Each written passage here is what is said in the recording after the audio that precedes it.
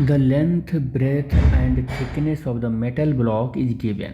तो लेंथ है 9, ब्रेथ है 8 एंड थिकनेस है कितना 2.45 और सब सेंटीमीटर में है। तो कह रहा है कि the volume of the block, किसी ब्लॉक की ये लेंथ ब्रेथ हाइट है और उस ब्लॉक का वॉल्यूम कैलकुलेट करना है आपको। ठीक है, और ये अपने दिमाग में रखो कि सिग्निफिकेंट फिगर के फॉर्म में आपको कैलकुलेशन करना है।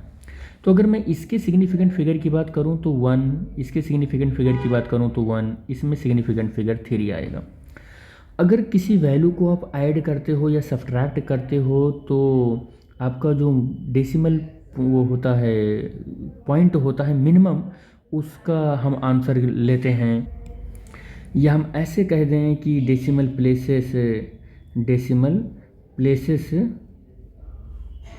विथ मिनिमम नंबर लेते हैं, मिनिमम नंबर लेते हैं, ऐसा हम कह सकते हैं। और जब किसी चीज़ को हम मल्टीप्लाई करते हैं या डिवाइड करते हैं तो हम कैसे लेते हैं, minimum number of significant figure लेते हैं, minimum number of significant figure लेते हैं, सिग्निफिकेंट फिगर लेते हैं, ये हम लोग लेते हैं। यही तो होता है हमारा आंसर, यही हमारा अप्रोच होना चाहिए कि जब किसी चीज़ को ऐड करते हैं, सब्ट्रैक्ट करते हैं तो decimal places with minimum number, और किसी चीज़ को मल्टीप्लाई और डिवाइड करते हैं तो minimum number of significant figure लेते हैं।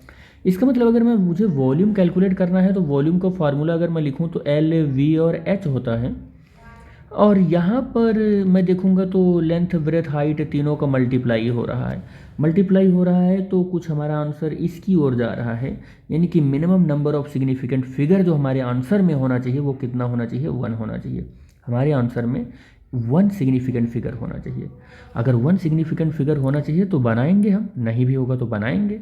तो v इज इक्वल टू कितना आ जाएगा, l की वैल्यू 9, v की वैल्यू 8 और h की वैल्यू 2.45, और यहाँ से ये 72 इंटू 2.45 और इसको मल्टीप्लाई कर लो, इसको मल्टीप्लाई करोगे तो 2.45 इंटू 72 मल्टीप्लाई करेंगे तो ये कितना हो जाएगा और ये हो जाएगा। ठीक है, और कुछ है ये यहाँ 5 दूना 10, 4 दूना 8, 1 9 और 2 दूना 4, 1 5, 7 5 35 और 3 7 चौका 28, 3 31 और 7 दूना 14 और 3 17, 0 9 5 14, 4 1 5 और 1 6 भी हो जाएगा और 7 और 1।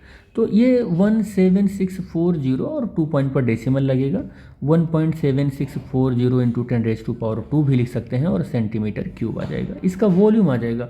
लेकिन हमारे आंसर में क्या होना चाहिए कि सब मल्टीप्लाई हुआ है तो minimum number of significant figure होना चाहिए, और minimum number of significant figure यहाँ पर 1 है तो 1 होना चाहिए। तो v इज इक्वल टू हमारा जो आंसर होगा, देखो हमें इतनी वैल्यू को क्या करनी होगी, रिमूव करनी होगी, क्योंकि हमारे आंसर में एक ही सिग्निफिकेंट फिगर होना चाहिए।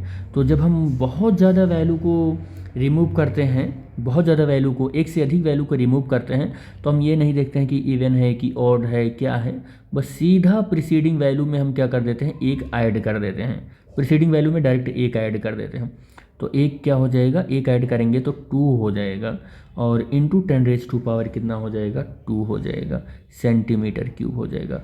अब हमारा जो आंसर है वो आप आंसर शीट में देख लें कि कितना आएगा, वो हमारा आंसर आ जाएगा ए पॉइंट, कितना आ जाएगा, ए पॉइंट आ जाएगा। ठीक है।